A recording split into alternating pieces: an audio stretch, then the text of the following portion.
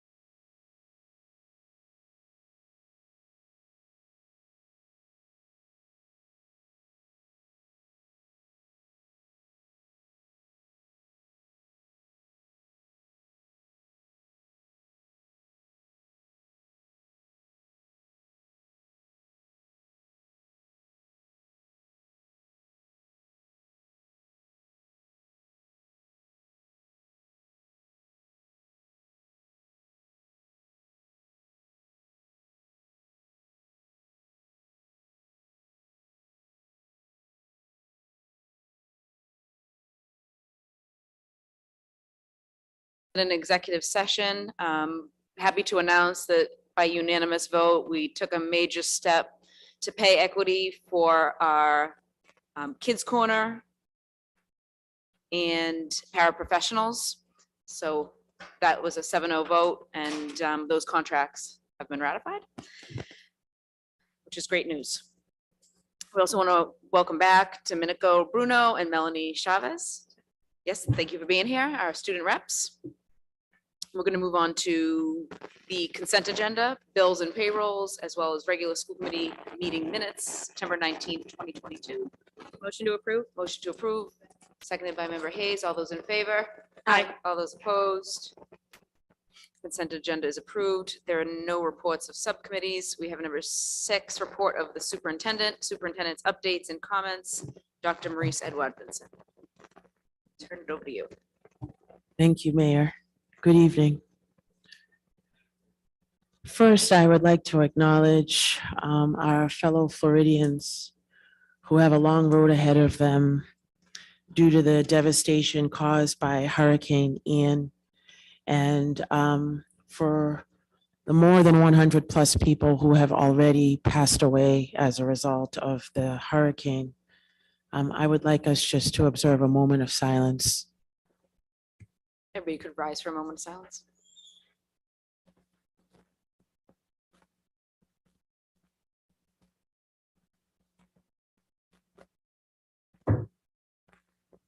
Thank you.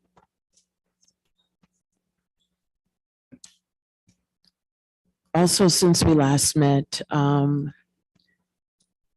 at the high school, both on the vocational side, there is a beautiful memorial garden honoring many members of our staff who have passed away over the past several years.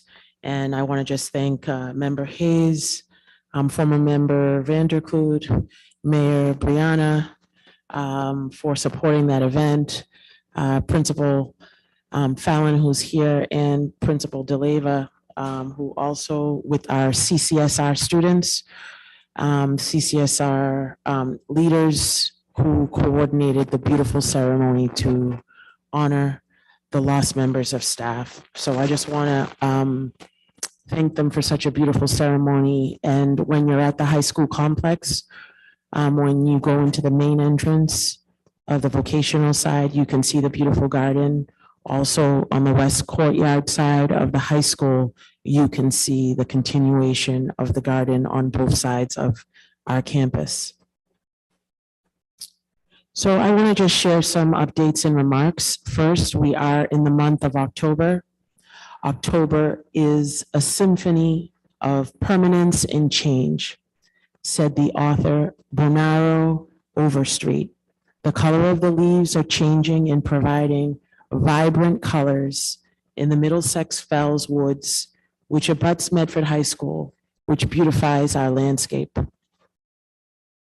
I want to open with a very large congratulations to our Mustang marching band and our color guard on hosting the New England Scholastic Band Association competition last Saturday at Hormel. 12 school districts competed, and the Mustang band took home second place. Additionally, our color guard took home first place. So we're very proud of them. They will be continuing to compete in many more competitions this season. Great job. Keep up the great work, Mustangs. Last week, we also had 15 Italian students accompanied by Dr. Babot, coordinator of world languages, Ms. Canetta, Ms. Shalafo, Ms. Ogudardi, and former world language director, Ms. DiCarlo. They attended Puccini's famous opera, La Boheme, at the Emerson Colonial Theater. According to Dr. Babot, our students studied this opera in class, and later, as in the tradition of the World Language Department, we brought our students to witness the actual opera. I hope this tradition will always continue at Medford High School. Also, our great community partner, Tufts University, not only held an incredible Community Day event yesterday with over 60 nonprofit tables that had information, free food and games. They have also informed us that their School of Medicine hosts the Sherwood Clinic at Cambridge Health Alliance on Canal Street in Malden from Saturdays from 1 to 4:30. No insurance is necessary, and interpretation is available there. Services include blood pressure and glucose screenings, nutritional counseling, medical management options, and school physicals. So if you're out there and trying to get an appointment, please take advantage of that. I want to remind the community that this Wednesday, October 5th, there will be no school. As our Jewish students, staff, and neighbors celebrate Yom Kippur, or the Day of Atonement, may I say to our Jewish friends, Gamar Fatima Tova, which means, may you be sealed in the book of life.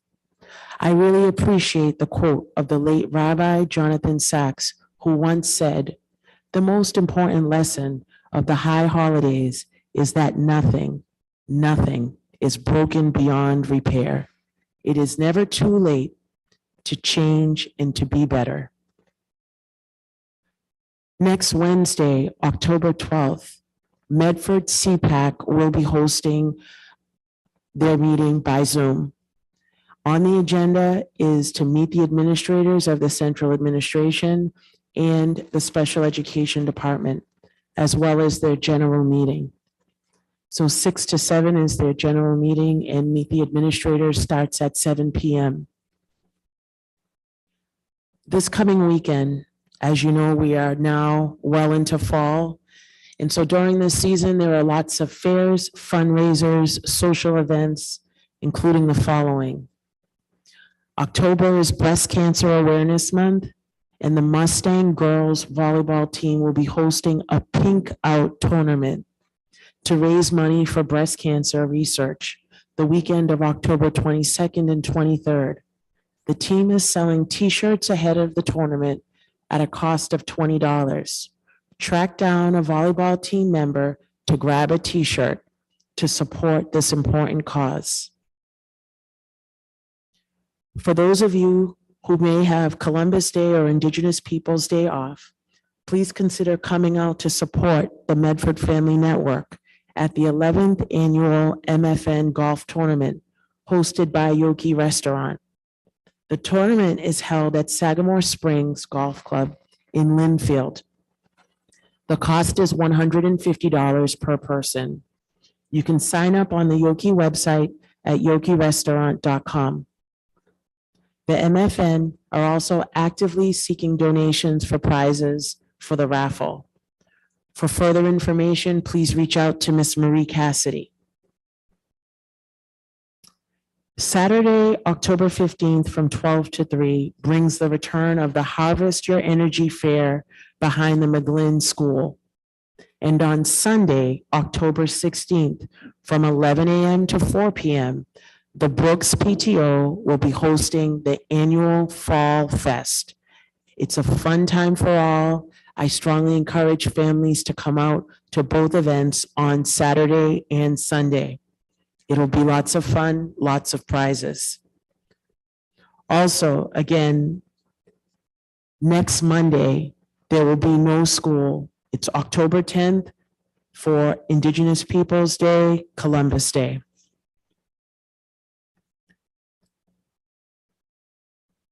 October is also Italian American Heritage Month. It is celebrated every year to honor and recognize the centuries of achievements, successes, and valuable contributions of Italian immigrants and Italian Americans. The first Italian American Heritage Month was celebrated in 1989 by a special proclamation of both Congress and President George H.W. Bush. Over 5 million Italians immigrated to the United States between 1820 and 2000. Italians are the 5th largest ethnic group in our nation and one of the many nationalities that have made Medford home. To our Italian-American friends, and forgive me if I botch it a little bit, Feliz Mesi dell'Eredità Italo-Americana. Happy Italian-American Heritage Month. And I close with a poem. It says, it's called Hello, October. Oh, one of the best things you can do for yourself is taking time to learn and grow. Once you give yourself patience, you become your best friend. And the empathy, self-kindness, and resilience are what you need to grow. Thank you and have a good evening. Thank you. Thank you, Dr. Edward Vincent. Number 2, we have a report on Chapter 74, vocational programming at Medford High School in the 2022-2023 school year. Dr. Peter J. Cushing, Assistant Superintendent of Enrichment and Innovation, and Mr. Chad Fallon, Principal Director of Medford Vocational Technical High School Programs. Welcome.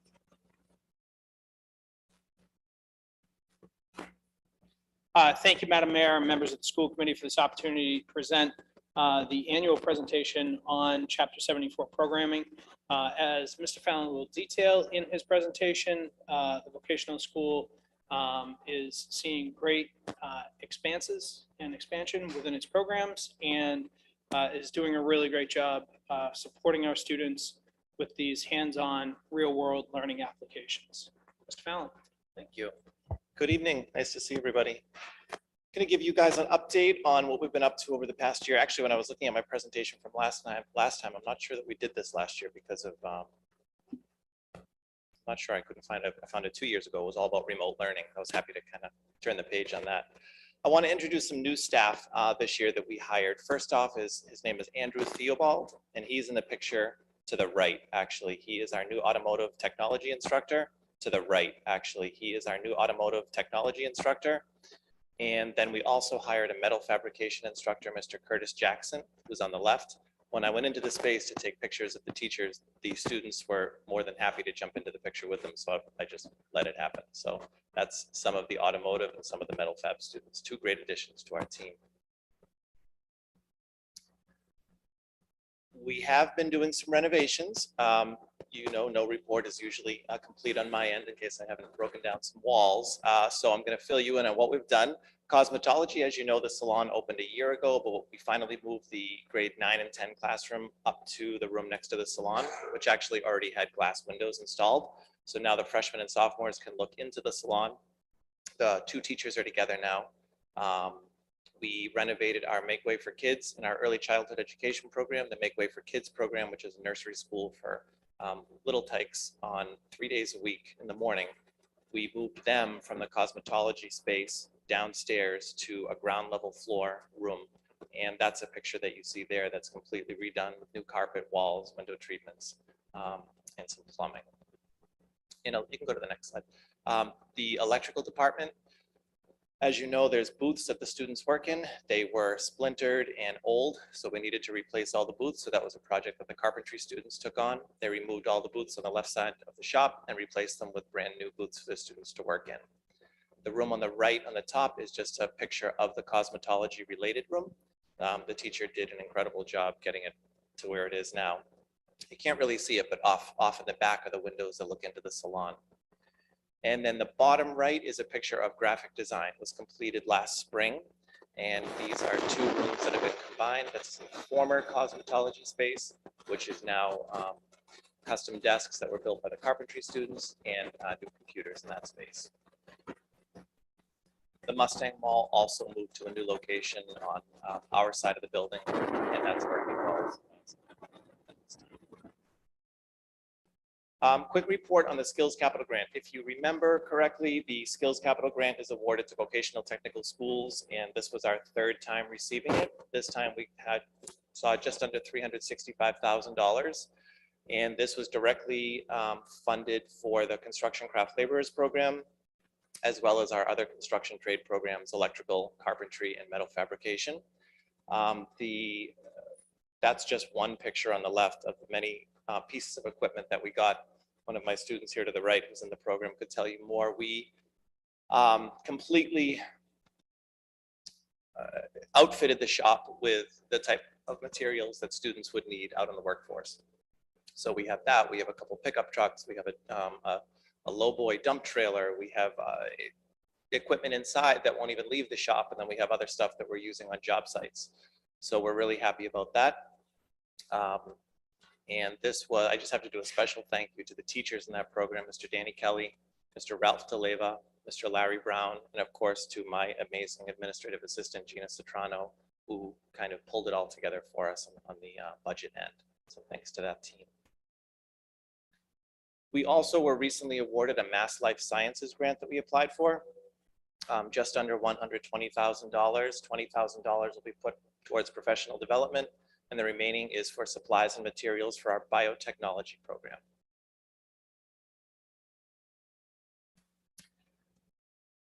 Can't really see it, but what you can see on the left is kind of over the last 6 or 7 years, the enrollment shift in our career and technical education